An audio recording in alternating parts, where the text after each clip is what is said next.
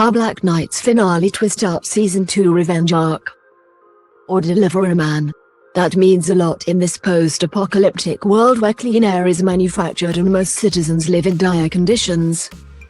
He thought his new position would give him the chance to help others by delivering clean air to them. He also envisaged a better life for himself. Well, that lasted all of a day before learned the truth about 5-8, Kim Woo-bin, and his group of deliverymen, who are hell-bent on stopping the evil Ryu Seok in his attempts to stamp out all refugees for good. As Black Knight rounds off its 6-episode arc, Ryu Seok's mounting influence means his takedown won't be easy. Are the rebel deliverymen up to the task? Here's a breakdown of the Black Knight finale. After 5 episodes of underhandedness, Ryu Seok, Song Soon-hyun, has finally been rumbled.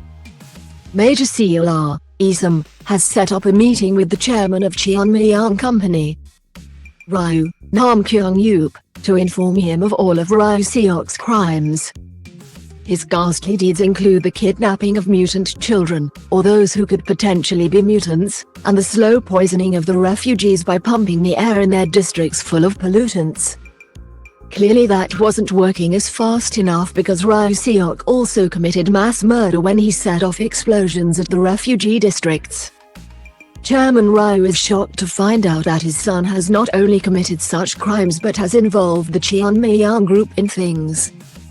Chairman Ryu is quick to put things right and informs the president of his son's actions. He then transfers the handling of Cheonmyeong to the government, who will now have control of the oxygen supply as well as the delivery and the relocation plans of the refugees. Fresh off a failed assassination attempt on his life by 5-8 and the other deliverymen, Ryu Seok goes to address his father and is informed of the new changes which have undone his plans. 2 soldiers backed by the Ministry of Defense arrive to arrest Ryu Seok, but something seems a little off. Ryu Seok makes a big show of the situation and then, without hesitation, he guns down the soldiers before forcing the gun into his father's hand and pointing it to his own head. Clearly fond of the theatrics, he urges his father to shoot him, and after a tense moment of indecision on his father's part, a gun goes off. Only it is Chairman Ryu who has been killed, by the Minister of Defense, who is revealed to have been in cahoots with Ryu Seok. They swiftly move forward with enacting the last stage of their plan, which is to form a coup to capture the president. Meanwhile, Sarwal's friend, Useless, has discovered that the vaccines the refugees were being urged to take were actually intended to kill them. Of course, the whole thing was orchestrated by the refugee hater Ryu Seok. He discovers this after the dummies have just headed out to get their own physical examinations, which include having the vaccine.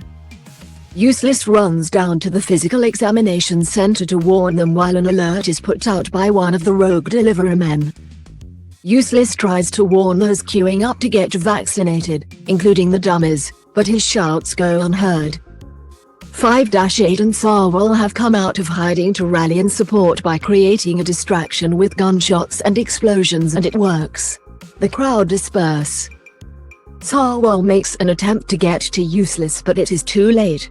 He is shot down by the soldiers working for Ryu Seok. In his grief, Sarwal rushes to his friend's side, but he is knocked unconscious and taken away to Cheonmyeong.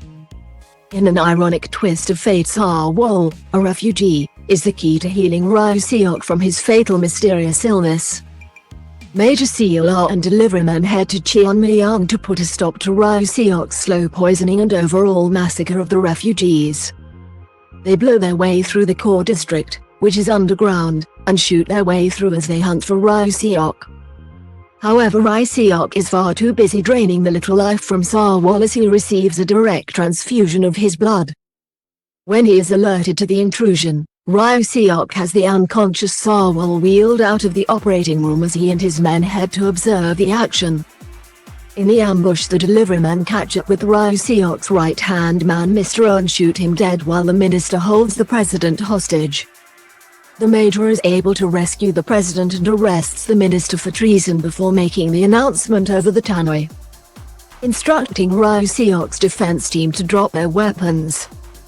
Knowing that he has been defeated, Ryu-seok reacts how all petty sinister villains do and does not concede.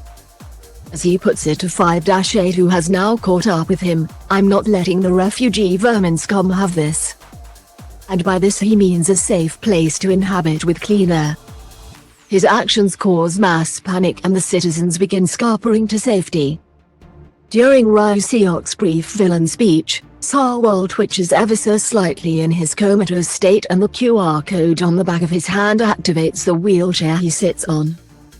This small, coincidental, act is enough to distract Ryu-seok and he is shot by 5-8.